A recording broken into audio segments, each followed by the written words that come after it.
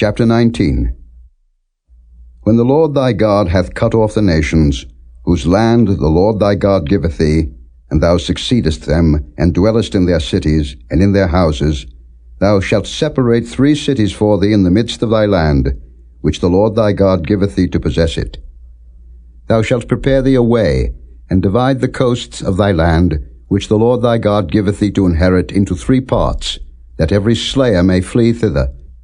And this is the case of the slayer which shall flee thither, that he may live. Whoso killeth his neighbour ignorantly, whom he hateth not in time past, as when a man goeth into the wood with his neighbour to hew wood, and his hand fetcheth a stroke with the axe to cut down the tree, and the head slippeth from the helve, and lighteth upon his neighbour that he die, he shall flee unto one of those cities and live. Lest the avenger of the blood pursue the slayer, while his heart is hot, and overtake him, because the way is long, and slay him, whereas he was not worthy of death, inasmuch as he hated him not in time past.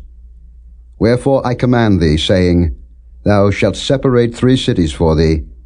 And if the Lord thy God enlarge thy coast, as he hath sworn unto thy fathers, and give thee all the land which he promised to give unto thy fathers, if thou shalt keep all these commandments to do them, which I command thee this day, to love the Lord thy God, and to walk ever in his ways, then shalt thou add 3 cities more for thee, beside these 3, that innocent blood be not shed in thy land, which the Lord thy God giveth thee for an inheritance, and so blood be upon thee. But if any man hate his neighbour, and lie in wait for him, and rise up against him, and smite him mortally that he die, and fleeth into one of these cities, then the elders of his city shall send and fetch him thence, and deliver him into the hand of the avenger of blood, that he may die. Thine eyes shall not pity him, but thou shalt put away the guilt of innocent blood from Israel, that it may go well with thee. Thou shalt not remove thy neighbour's landmark, which they of old time have set in thine inheritance, which thou shalt inherit in the land that the Lord thy God giveth thee to possess it. 1 witness shall not rise up against a man for any iniquity, or for any sin, in any sin that he sinneth. At the mouth of 2 witnesses, or at the mouth of 3 witnesses shall the matter be established.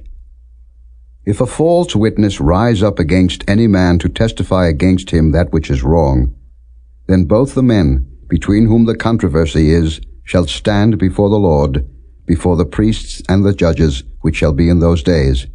And the judges shall make diligent inquisition, and behold, if the witness be a false witness, and hath testified falsely against his brother, then shall ye do unto him as he had thought to have done unto his brother. So shalt thou put the evil away from among you. And those which remain shall hear and fear, and shall henceforth commit no more any such evil among you.